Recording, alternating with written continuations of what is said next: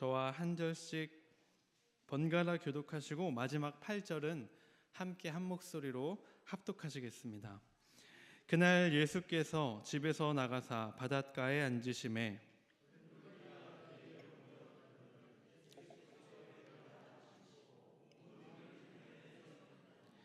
예수께서 비유로 여러 가지를 그들에게 말씀하여 이르시되 씨를 뿌리는 자가 뿌리러 나가서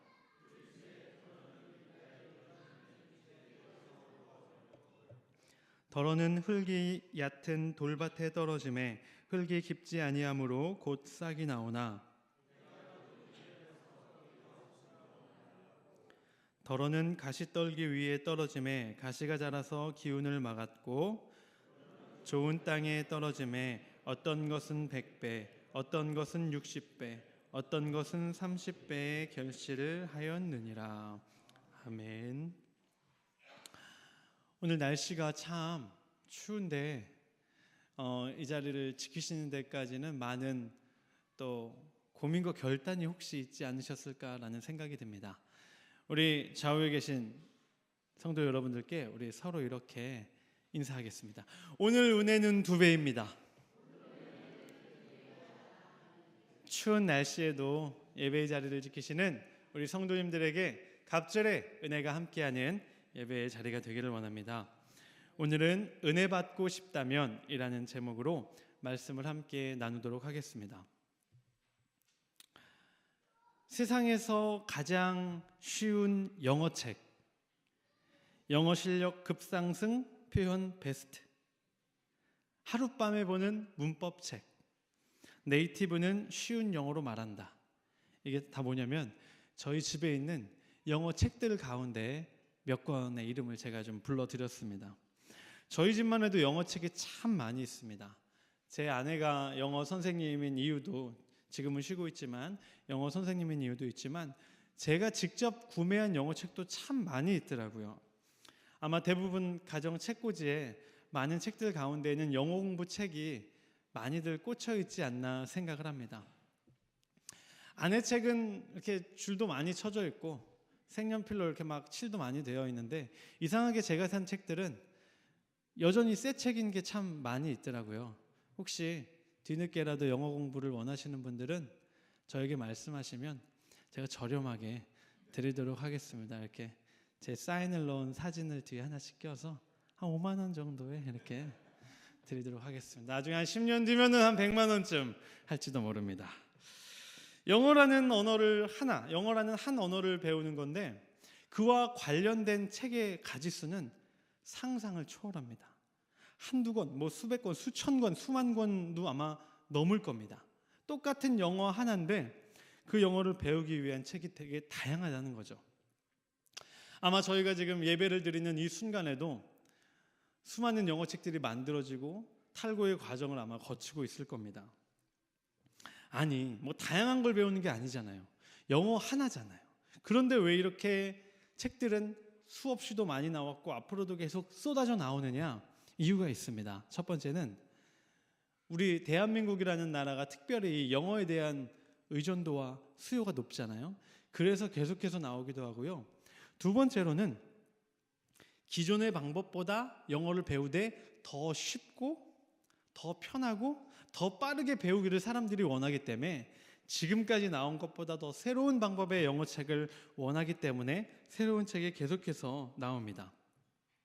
제가 앞서 불러드린 제 영어 책들도 다 그런 책들이더라고요. 세상에서 가장 쉬운 영어 책, 영어 실력 급상승, 하룻밤에 보는 문법책, 이런 식으로 저도 모르게 산 책들이 다 쉽고 빠르게 배울 수 있는 책들을 제가 얌체처럼 그렇게 구매를 했더라고요. 우리는 같은 결과, 비슷한 결과가 약속되어 있다면 더 쉽고 더 편한 방법을 선택하는 것이 사실입니다. 영어뿐이라고 할 수 없습니다. 우리의 삶의 전반적인 부분에 이것은 더 편리하고 더 빠르다라는 다양한 단어의 형태로 우리의 삶 가운데 있습니다. 예전에는 휴대폰 버튼이 많았잖아요. 그렇죠? 근데 지금은 한두 개밖에 남지 않았습니다. 가정의 세탁기, TV, 에어컨, 보일러 등도 요즘은 다 원터치로 다 거의 작동이 가능한 걸 볼 수 있습니다. 예전에는 운전면허 시험 저 볼 때만 해도 코스가 장내 기능 시험 코스가 굉장히 복잡했거든요. 근데 최근에는 그냥 쭉 가다가 뭐 이렇게 왼쪽으로 한번 꺾으면 되나? 그렇게 쉬운 방법으로 바뀌어 있었습니다. 오랜 시간 걷기보다는 대중교통을 이용하고 싶고, 대중교통을 이용하기보다는 내가 직접 운전을 해서 자가용으로 금방 가고 싶은 것, 더 편하고 더 빨리 하고 싶은 것이 바로 우리의 마음입니다.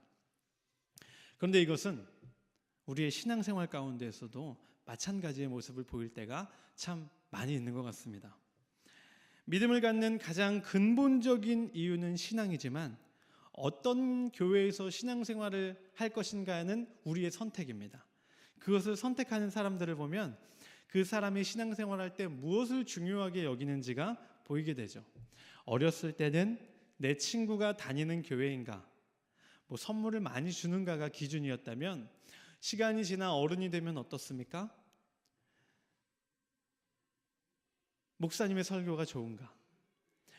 존경할 만한 덕망 있는 목회자인가? 아니면 내가 사랑을 충분히 받을 수 있는 공동체인가? 이런 것들이 기준이 되고는 합니다. 그 가운데에는 은혜가 있습니다. 이 교회에서 예배를 드리면 은혜를 받을 수 있는가? 은혜로운 예배를 드릴 수 있는가가 또한 많은 사람들의 기준이 됩니다. 간혹 이런 경우들이 있죠. 찬양을 드리는데 마음에 동함이 없습니다. 기도를 다른 사람들은 열심히 하는데 나는 그 기도가 건조하게 들립니다. 다른 사람들은 설교를 들으면서 은혜를 받는 것 같은데 나는 그 설교 자꾸 비판적인 생각만 들 때가 있습니다. 그럼 교회를 다니고 싶을까요? 전혀 은혜롭지 않은 그 공동체, 은혜롭지 않은 예배라면 아마 교회를 나오고 싶은 마음이 싹 사라질 것 같습니다. 예배가 예배답게 나에게 다가오는 그 경험을 우리는 은혜로운 예배라고 표현을 합니다. 은혜를 받는 어떤 방법이 있을까요?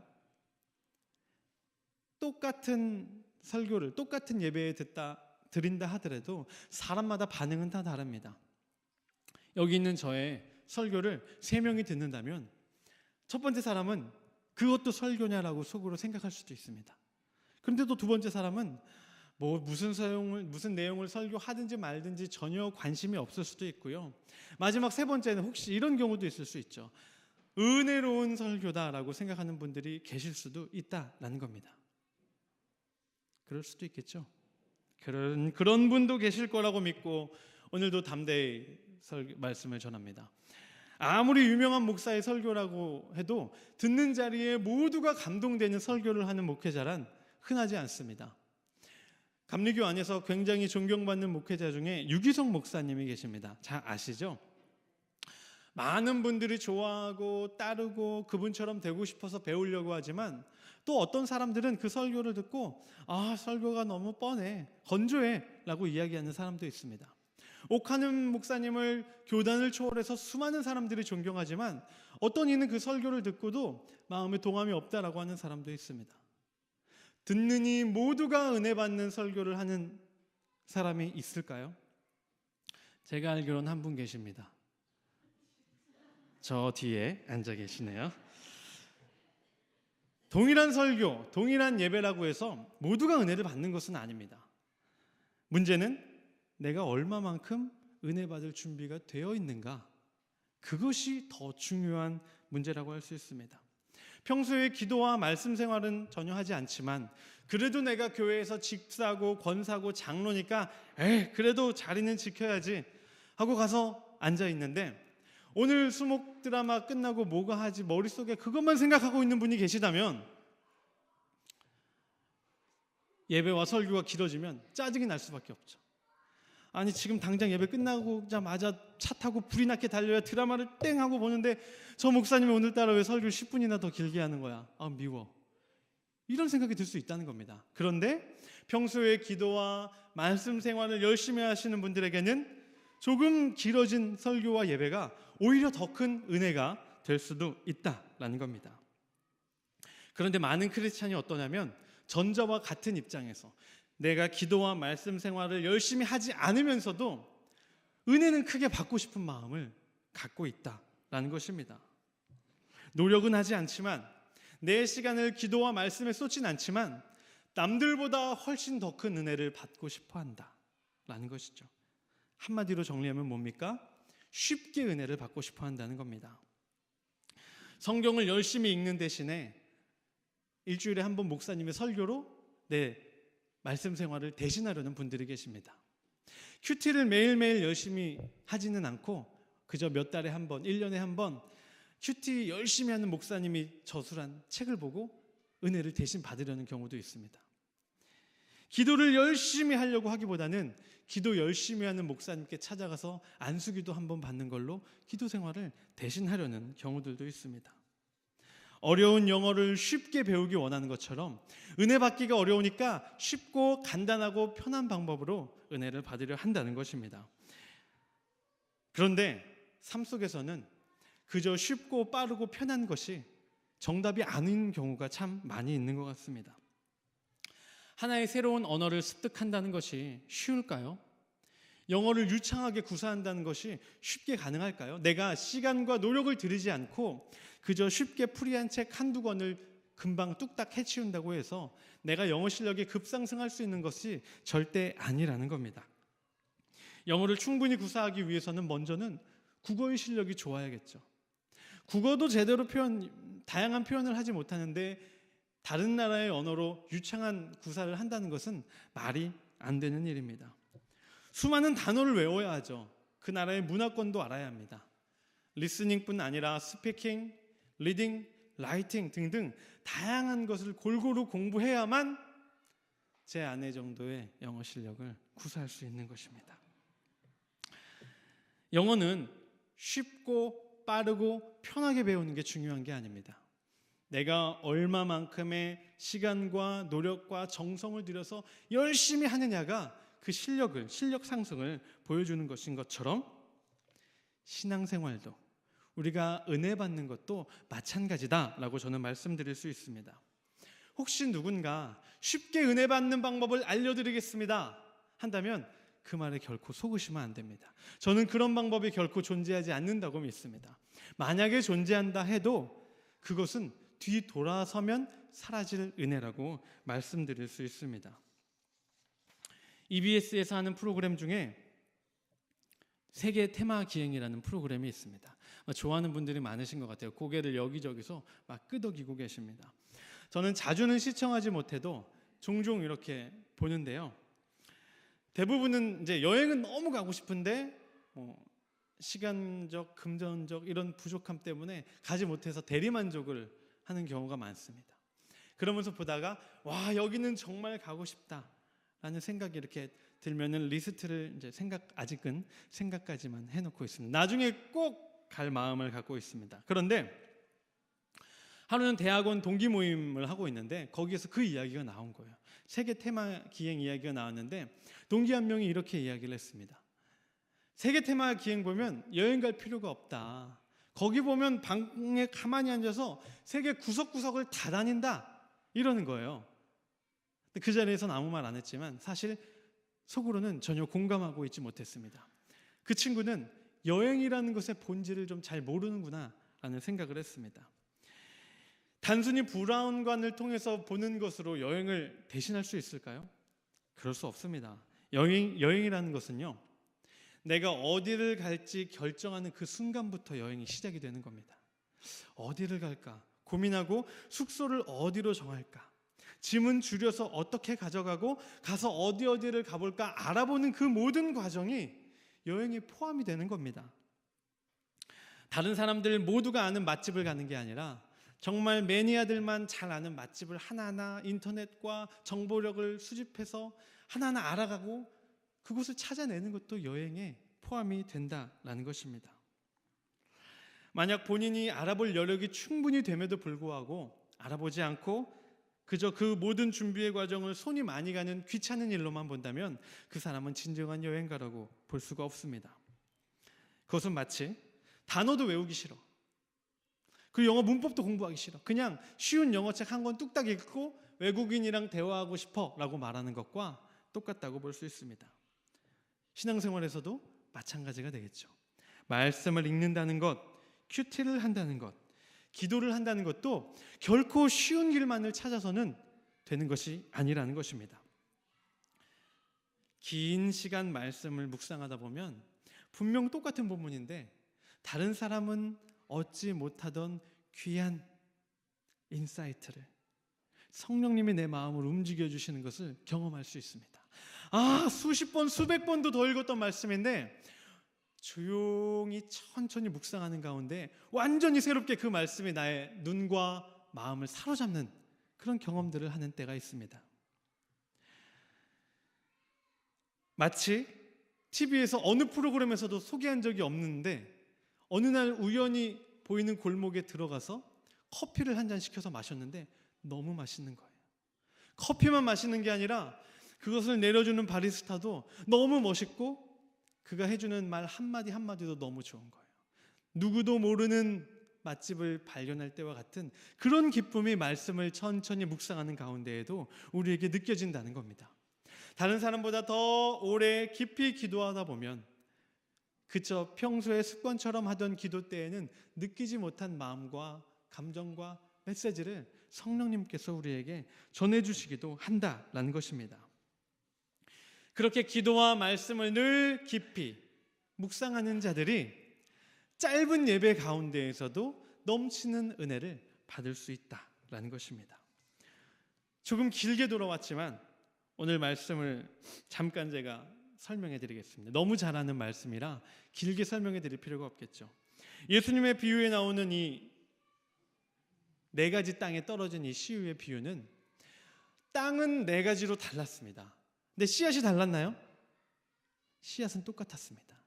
똑같은 씨앗이 떨어졌는데 어느 땅에는 땅에 심기지도 못했고요. 똑같은 씨앗이었는데 어느 땅에서는 심겨지긴 심겨졌는데 뿌리가 깊지 못해 금방 죽었습니다. 그런데 30배, 60배, 100배의 결실을 맺은 땅이라고 해서 다른 모든 땅보다 더 귀하고 잘 심길 수 있는 많은 열매를 안에 내장된 그 씨앗을 심은 게 아니라는 겁니다. 똑같은 씨앗이지만 그 밭이 다르자 놀라운 열매가 맺혔다라는 것입니다.